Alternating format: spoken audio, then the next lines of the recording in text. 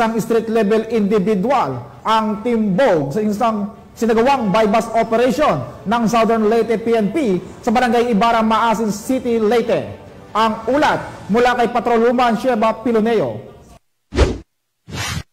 Kalaboso ang isang street-level individual sa ikinasang bypass operation ng mga operatiba sa Barangay Ibarra, Maasin City, Leyte.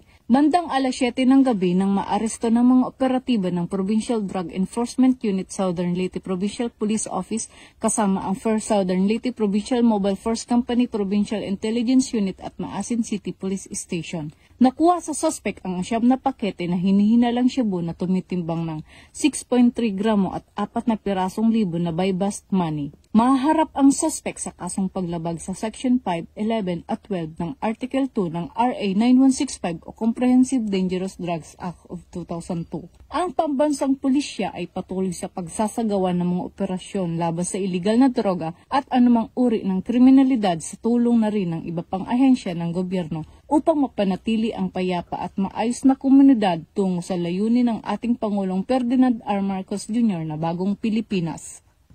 Mula dito sa Eastern Visayas, ako ang inyong PNN correspondent, Patrolwoman Sheba Piloneo, alagad ng batas, tagataguyod ng Balitang Pulis. Maraming salamat, Patrolwoman Piloneo.